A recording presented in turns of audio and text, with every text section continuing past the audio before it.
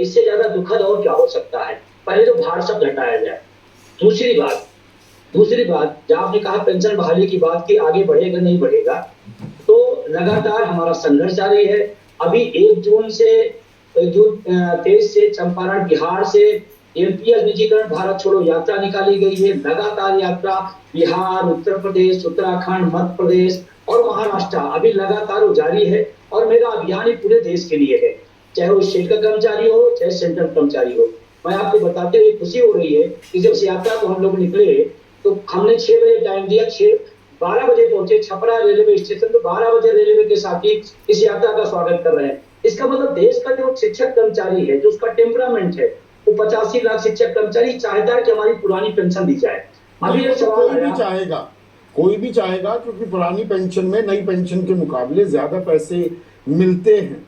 पर ये एक मुंगेरी लाल के हसीन सपने तो नहीं दिखाए जा रहे। सवाल मेरा ये है क्योंकि इसमें आर्थिक पहलू को, आर्थिक बोझ को, आपने बार शब्द पर ऐतराज दर्ज कराया पर मैं यूज करूंगा ये वर्ड, आर्थिक जो बोझ पड़ेगा क्या वो देश की अर्थव्यवस्था सहन कर पाएगी?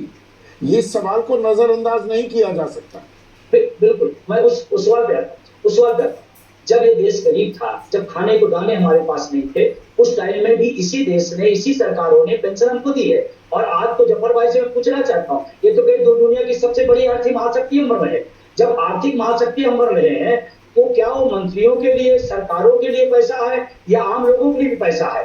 अगर आर्थिक महाशक्ति हम बन रहे हैं तो हमें सामाजिक सुरक्षा दिया जाना चाहिए और ये मेरा संवैधानिक राइट है। ये बार बार इस बात को न करिए। और मुझे खुशी हो रही है कि इस आंदोलन से सरकार के अंदर हलचल मची है।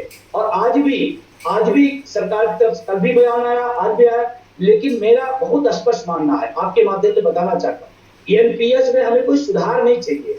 एनपीएस पेंशन व्यवस्था नहीं है। और अगर कोई इस बात को सिद्ध कर दे कि पेंशन व्यवस्था, जफर भाई बैठे हैं, मैं पूछना चाहता हूँ बड़ी जिम्मेदारी के साथ, मैं राष्ट्रीय अध्यक्ष हूँ, पूरे देश का नेतृत्व कर रहा हूँ, आप एनपीएस की एक बार समीक्षा कर लीजिए। 500, 700, 1200, 1800 रुपए मिल रहा है। क्या ये 800 रुपए सामाजिक सुरक्षा हो सकती है? जिस व्यक्ति ने 60 साल की उम्र तक 30-35 साल सरकार की सेवा की हो, देश की सेवा की हो, उसको आप 800 रुपए देंगे और आप कहेंगे हाँ ये सामाजिक सुरक्षा है? तो एक बार आप अपनी चिंतन तो करिए। बहुत ही अहम सवाल है। और ये क्योंकि जफर भाई मैं जिम्मेदारी से आंकड़े देता हूं, आप जानते हैं इस बात को, हमने केस स्टडीज भी करवाई और एक नहीं दर्जनों ऐसे वाकये सामने पेश आए कि कोई टीचर है, कोई प्रिंसिपल रिटायर हुआ, उनको मिल रहे हैं 1900 रुपए की पेंशन, किसी को 2200 रुपए की, 1200 रुपए की, 1000 से नीचे की भी पेंशन के रिकॉर्ड्स, दस्तावेज मेरे पास हैं, सब आपके पास भेज सकता हूं। देखिए समीर जी, मैं आपके कोई आंकड़ों पे या कोई विजय जी जो बात कर रहे हो उस पर कोई मैं टीका टिप्पणी नहीं कर रहा हूँ।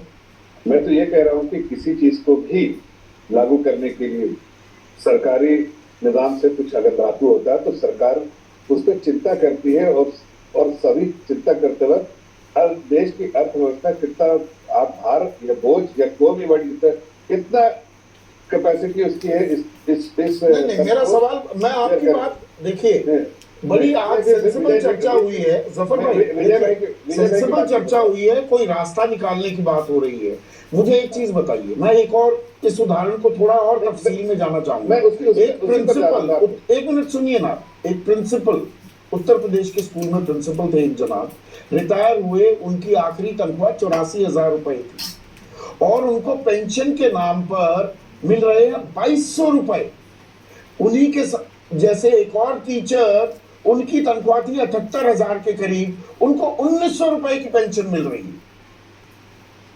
नहीं, इस बात पे चिंता होनी चाहिए और ये सिर्फ एक भारतीय जनता पार्टी और का मुद्दा नहीं है, ये सभी देश के सभी पॉलिटिकल पार्टीज का मुद्दा है। अभी आप जी कह रहे हैं हमने तो इम्प्लीमेंट कर दिया, उस पर गलती हो गई।